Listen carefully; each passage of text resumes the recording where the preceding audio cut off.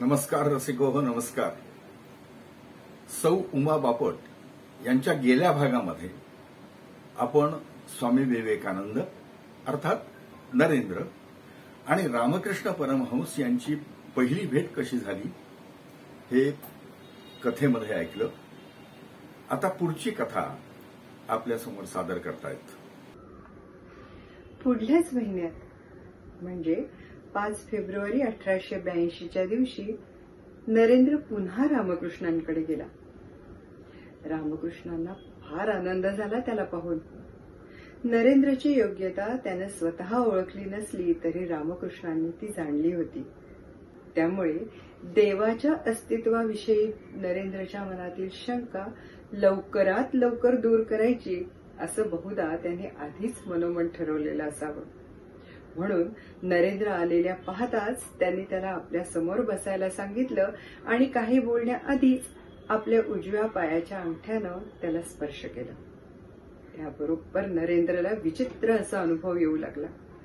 त्याचे डोळे उघडे होते आणि तो जमिनीवरच बसलेला होता, पण तरीही ती खोलीतल्या सगळ्या वस्तू गरागरा वेगाने फिरत आहेत आणि त्या नाहीशा होत आहेत असं त्याला भासायला लागलं.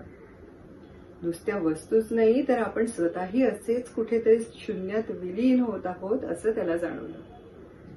नरेंद्रला हे सहन होईना आणि तो ओरडला, हे काय करतात तुम्ही? मला माझं घर आहे, घरी आई वडील आहेत, मला घरी जायचंय. त्याच्या या बोलण्यावर रामकृष्ण हसले आणि त्याच्या छातीवरून हात फिरवीत म्हणाले, ठीक आहे, आज एवढंच पुरे. वेळ येईल तेव्हा तुला सारं काही कळत जाईल. नरेंद्र पुन्हा भानावर आला. पाहतो तर काय, सारं काही मूळ सारखं अगदी जागेवर. त्याला काही कळेना. रामकृष्णांनी त्याला नेमकं काय केलं होतं? जादूटोणा होता? मोहिनी विद्येचा प्रयोग होता? आपल्यावर त्यांनी हा प्रयोग का केला हेही त्याला कळेना. पण काहीही असले तरी या माणसापाशी काहीतरी विशेष आहे हे नरेंद्रला त्या क्षणी जाणवलं आणि रामकृष्णांविषयीचं आकर्षण वाढून तो वारंवार त्यांच्याकडे जाऊ लागला. नरेंद्रचं रामकृष्णांबद्दलचं आकर्षण दिवसेंदिवस वाढत होतं. तो त्यांच्याकडे सारखा जात होता.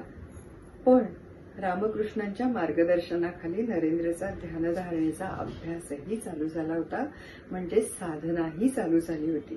त्याचवेळी तो महाविद्यालयात अभ्यासही शिकत होता. आता तो BAच्या शेवटच्या वर्षाला होता. त्याची परीक्षा संपली आणि त्यानंतर एक दिवस अचानक विश्वनाथ बाबूंचं म्हणजे नरेंद्रच्या वडिलांचं अचानक हृदयविकारानं निधन झालं.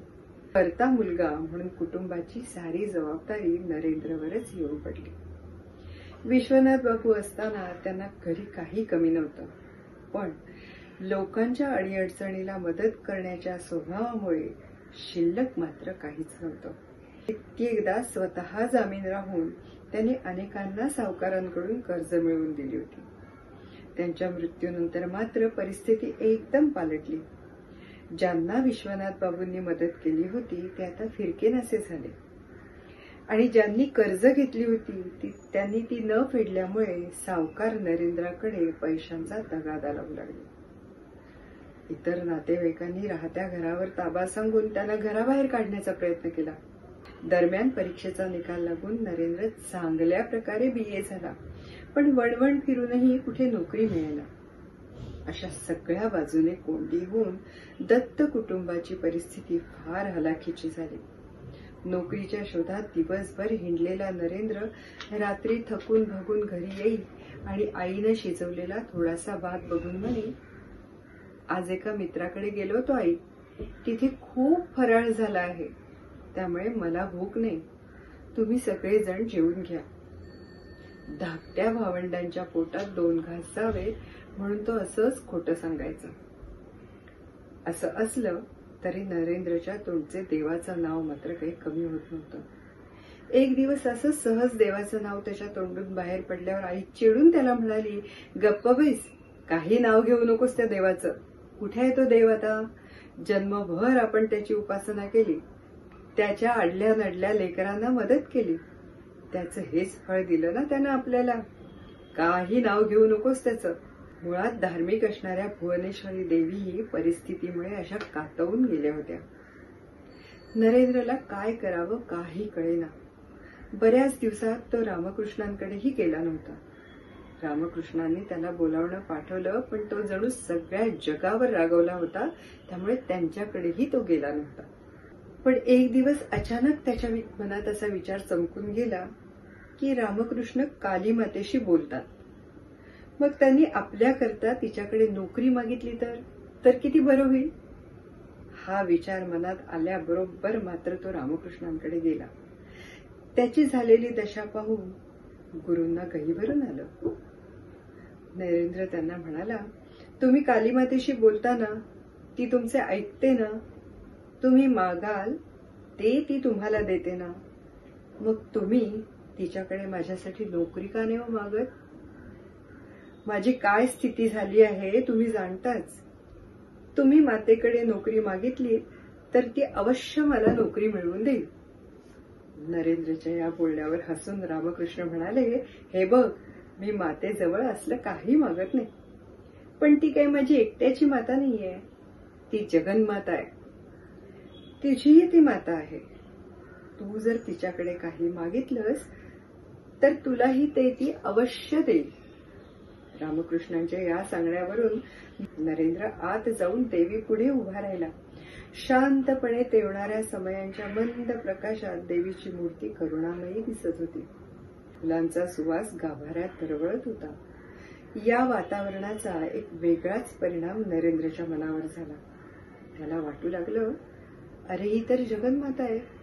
भक्तांचं सर्व मनोरथ ही पूर्ण करते. ही सर्व शक्तिमान आहे. हिच्याजवळ काय 2 घास अन्न आणि 2 कपडे मागायचे? आणि म्हणून प्रत्यक्ष मागणे मागताना त्याच्या तोंडून शब्द बाहेर पडली, हे माते, मला ज्ञान दे, विवेक दे, वैराग्य दे. हो, स्वामी विवेकानंद लहान मुलांच्यापर्यंत पोहोचावेत या उद्देशानं स्वामी विवेकानंदांच्या कथा सौ उमा बापट आपल्यासमोर सादर करतायत. आजचा हा भाग आपल्याला कसा वाटला कमेंट करा, लाईक करा, शेअर करा आणि पहिल्यांदाच चॅनल पाहत असाल तर सबस्क्राईब सुद्धा करा. धन्यवाद.